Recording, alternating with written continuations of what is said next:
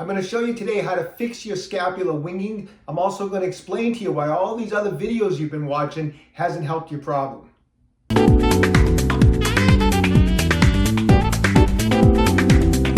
Hi, I'm Dr. Joe DeMarco, chiropractor and owner of OcraMed Health. Before we get into today's video about scapular winging, a couple things. One, if you haven't done so already, pick up a copy of my new book. It's called A Fitness Carol. It's available on Amazon, or go to www.afitnesscarol.com. Save the date, May 25th from 8 a.m. to 8 p.m. Eastern Standard Time. We're live streaming on the channel as I attempt to break the Guinness World Record in push-ups for both 8 and 12 hours. All the proceeds from the event will go to Cape Ann Animal Aid, which is an animal shelter in Gloucester, Massachusetts. They're an awesome facility. They do great things around here. Tune in for the live stream. Hopefully you'll make a donation to Cape Ann Animal Aid, so save that date. Also, we live streamed last Saturday. We're going to live stream again this Saturday, April 30th at 4 p.m. Eastern Standard Time. The topic of this Saturday's live stream is going to be how to stay fit as we age, okay? If you haven't done so already, take a second right now, subscribe to my channel, hit that little bell notification. It notifies you every time I upload a new video. At the end of today's video, if you found the information helpful, I'd appreciate a thumbs up. Let's get right into scapular winging. So one thing that a lot of people are not aware of is there's actually two types of scapular winging. There's what's known as medial scapular winging, and then there's lateral scapular winging. Medial scapular winging is when the scapula wings, it actually will move towards the midline of the body, which is medial. And the other type of scapular winging is what we call lateral scapular winging. So when the scapula wings, the scapula moves away from the midline of the body. Now, medial scapular winging is more common than lateral scapular winging. And that's why if you look up scapular winging on YouTube and you see all these different videos, they're just talking about medial scapular winging. I don't think I've ever come across a video that discusses how to fix lateral scapular winging. So all the treatments that you're being shown is for medial scapular winging. If you're dealing with lateral scapular winging, those treatments aren't going to help you. What we're going to do today is I'm going to go over both types of scapular winging, both medial and lateral, and I'm going to show you the treatment plan to fix both types. Okay, so let's explain a little bit more about medial and lateral scapular winging. We have to go over this. I know people like to usually get right to the treatment, but this is, I'm sorry, I apologize in advance, but I have to take a few minutes and explain both types because you need to know what you have before you can treat it, okay? So let's talk first about medial scapular winging because that's the most common type. Medial scapular winging is often seen on shoulder flexion, or if you're doing a push-up against the wall, you'll see that scapula, when it wings, it goes upwards and medial. That usually involves weakness of the serratus anterior, which is that muscle that it attaches to the front of the scapula and then into the side of the ribs here. That's that Bruce Lee muscle, you know, when you're like this and you see Bruce Lee with the definition along the sides, that's the serratus anterior muscle. Weakness in that will be one of the causes of medial scapular winging. Now, the serratus anterior is innervated by what's known as the long thoracic nerve, which is made up from the C5, C6, and C7 nerve roots. And sometimes you can just have a direct injury to the long thoracic nerve that actually paralyzes the serratus anterior. That's a much more involved problem. We're not getting into that today. That's something you need to go see your doctor for. We're talking just about general weakness. So I'm giving you stuff that you can do at home. So weakness of the serratus anterior, problem number one that we need to address. The second thing that is oftentimes overlooked, but the antagonist muscle, the opposing muscle to the serratus anterior, is the rhomboid minor and rhomboid major. And oftentimes those muscles are tight and they have a lot of fascial adhesion. And so that needs to be addressed also, because you can strengthen the serratus anterior as much as you want. If the rhomboid, the opposing muscle group, is super tight, you're still going to get scapular winging. So we're going to address both of those. We're going to go over how to release the rhomboids, do some fascial release on the rhomboids, and strengthen the serratus anterior. We're going to get into that in a second. Okay, so the test for it, push up against the wall, the scapula wings, and you see it go medial and upwards. That's the most common. Lateral scapular winging, okay? You're usually going to see this in what we call an arm abduction. When we bring the arm up, the scapula wings, but instead of going to the midline, it actually shifts down and laterally. Totally different problem. Now, that type of a problem involves a weakness in the upper trapezius muscle.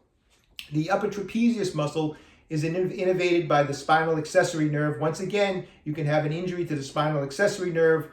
Totally different problem, much more involved. You need to see a doctor for that. But we're talking about just some general weakness in the upper trapezius muscle. When that muscle becomes weak, the scapula, when it wings, will go laterally. Once again, you got to look at the opposing muscle group. Not only is there usually weakness, but there's usually tightness. And one of the opposing muscle groups to the upper trapezius is the pec major. So tightness in the pec major, and this is actually a common, even though lateral scapular winging is less common than medial scapular winging, when it comes to weightlifters who generally have tight pecs from all the bench pressing and chest work, this is actually, if you just took the group of weightlifters, this is actually kind of a common problem with weightlifters, the lateral scapular winging. You get weakness in the upper trapezius, that tightness in the pec major, and so the tightness in the pec major will pull on the scapula in one direction. The weakness in the trapezius allows it to be pulled, and you end up with the scapula winging and going laterally. That's a whole separate problem that we're going to also go over today. So let's go over both solutions. Okay, so we're going to get into fixing that medial scapular winging first. As I mentioned, the rhomboid minor muscle, which attaches from the C7 T1 vertebra to the medial border of the scapula, rhomboid major, T2 to T5 to the medial border of the scapula. Obviously, when those muscles are tight and they've got a lot of adhesion in them, they naturally will pull the scapula medial. So you take that tightness along with the weakness in the serratus anterior, and you have a medial scapular winging. So we have to release those rhomboid muscles as part of our treatment. It's super important to do the release work along with the exercises for the serratus anterior. So how are we going to do it? I'm going to grab a spiky ball. This is a Tai Chi Max ball from OcraMed Health. I'm going to sit up against a wall like this, place the ball between the spine and the medial border, the inside border of the scapula. So if you get in between the spine, the upper thoracic spine, and the medial border, you're going to be on the rhomboid. So kind of just get that ball right in there. You'll know if you're on it. If you're on something, if it hurts because you're on something bony, you're either on the spine or you're on your scapula, which is incorrect, but you get it in between.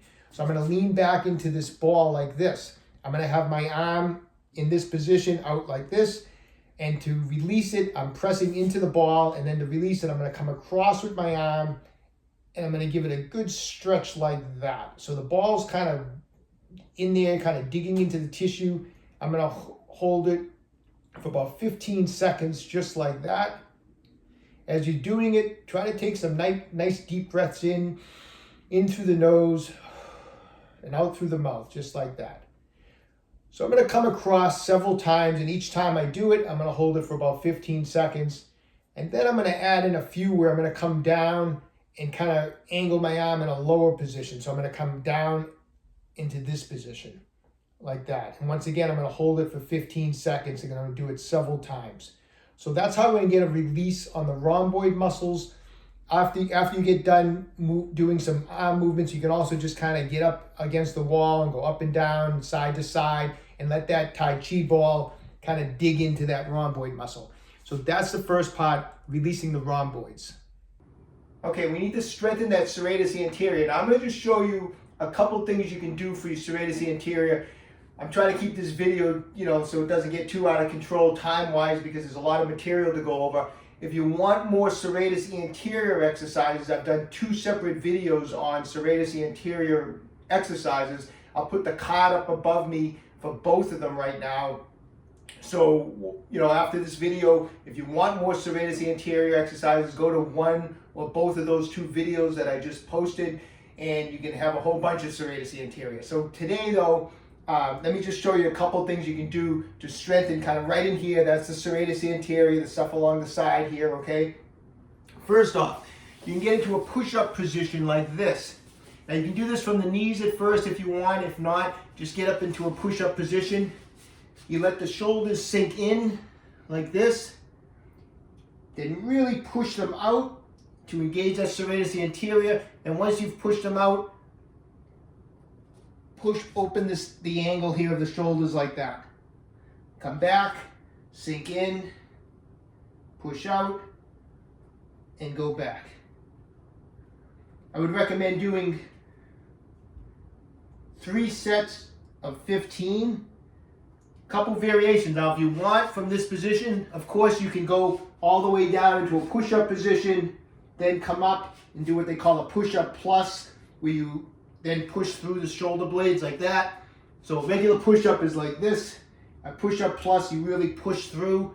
So you can do that variation and then add in this motion here. So either way, straight arms where you just sink in, push out, and open that angle. Or you can do the full push-up, come up, really push through the scapula, and open that up. So that's one thing you can do, 3 sets of 15. Now the second movement I'm going to show you is a little more involved. So if the first exercise gets to feel really easy, you're doing 3 sets of 15, no problem. You can give this exercise a try. For this one, you want to be in either stocking feet so that your feet can slide, or put a couple pieces of cardboard underneath your feet, or you can use those plastic sliders that you see people use sometimes. But you want to get into that push-up position again. And what I like to do from here is just jack the hips up as if you're going to press a handstand. So you come up and then come back down. So come up and then come back down. Notice as I come up, I open that shoulder angle.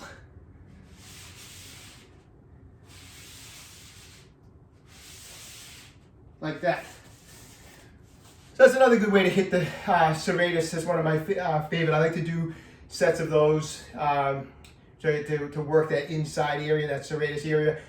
So give those exercises a try along with the fascial release of the rhomboids, and that's for the medial scapular winging. Okay, so now we're turning our attention to the lateral scapular winging. We're going to start off with the fascial release work that's required to fix that problem. As we mentioned earlier, the antagonist group to the upper trapezius, one of them, or a major one, is the pec major. So we need to get in there and do some release work. Pec majors are often very, very tight, especially with people that weightlift. So this needs to be released. Once again, we're going to break out the Tai Chi Max ball from OcraMed Health. The spikes on this massage ball are excellent for digging into the fascia and breaking up the tissue. To do the release on the pec major, we're going to get the ball. We're going to have the arm set across like this. I'm going to leave it out of the way right now to just show you what we're going to do. But I'm going to be putting the ball into the pec major, and I'm going to press in, and I'm going to kind of pull midline on it, kind of like push in and pull towards the sternum, towards the midline. I'm going to do that though while the arm is kind of already across my body. So just so I'm here, push in, pull midline. From this position, I hold firm pressure. I'm going to bring the arm open like this, and make sure as you're coming across, you start externally rotating the shoulder. So think of turning the palm up and bring it back as far as you can. And give that a nice 15-second hold and a nice stretch like that. Now, what I'm going to do with this is I'm going to probably go 3 times in that direction.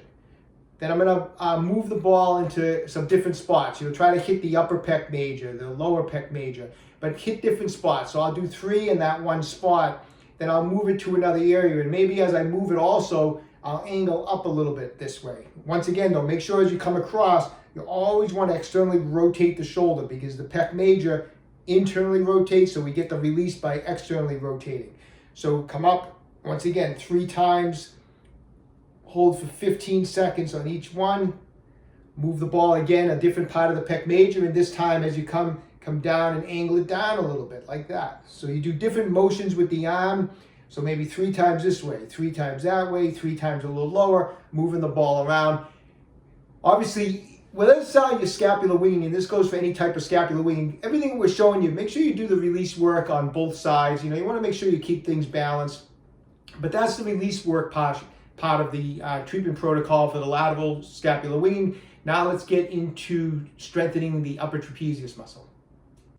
Okay, so we're going to strengthen that upper trapezius muscle. Now, I know there's a lot of different ways to exercise the upper trapezius muscle. The exercise I'm going to show you, I chose this exercise because I found that over working with patients over the years with lateral scapular winging, that this exercise really, it does a great job at targeting the upper trapezius, specifically for that lateral scapular winging. So all I'm going to do is I'm going to take an exercise band, and I have it hooked down like low. So the band is hooked down below. I'm going to step away from the band, so I have a little bit of space between your arm and the body. And from this position, I'm going to shrug that shoulder. So not only am I shrugging up, I'm thinking of shrugging kind of because of the angle. I'm actually, not only am I just shrugging, if I stood here, I'd just be shrugging up. By stepping away, I'm shrugging up, and I'm actually kind of pulling my shoulder kind of medial. So I'm kind of pulling it this way. Just like that. And what I like to do is, as I make the shrug motion, I'll kind of pause for like a 2 count, 1001, 1002, and then I'll let it stretch back down. And I'll pull it up again, 1001, 1002, and I'll do 3 sets of 15, just like that. Nice, slow and controlled. I'm not going to put a ton of resistance where I'm using body English or anything like that. I want to keep this nice and tight, nice and straight, and I want to keep good posture, and I want to slowly shrug and pull the shoulder, kind of, I'm pulling midline. So I'm shrugging and pulling midline, 1001, 1002, and let it relax again, and let it stretch it all the way down. It doesn't seem like much when you first stop, but you get 2, 3, 4 reps into it, and you can really feel the upper trapezius working on this exercise. So it's a great way to target that upper trapezius muscle. So remember, 3 sets of 15 repetitions with a resistance band hooked down to the ground. Keep that angle open, keep good posture, nice and slow and controlled. Hold for a 2 count, and then let it relax. All right, so I hope you found today's video helpful. I'm hoping that by explaining the fact that there's 2 types of scapular winging, that you can figure out which one that you're dealing with, and you can use that treatment program specifically for you. Work it every day for the next 30 days. Leave me a comment in the comment section down below after about 30 days. Let me know how your scapular winging is doing, okay? Hey, listen, if you haven't done so already, pick up a copy of my new book, A Fitness Carol, on Amazon or www.afitnesscarol.com. You have a second, visit my website, www.OcraMedHealth.com. The Tai Chi Max balls that we used in today's video are in stock and available, along with a lot of other great stuff. If you get a second, subscribe to my channel, OcraMed Health on YouTube. Questions about exercise or injuries, just leave a comment in the comment section below. I do everything I can to get back to everybody. Don't forget, 4 p.m. Eastern Standard Time this Saturday, April 30th, we're live streaming. The topic is going to be how to stay fit and healthy as we age. And don't forget, OcraMed Health is here to keep you fit forever.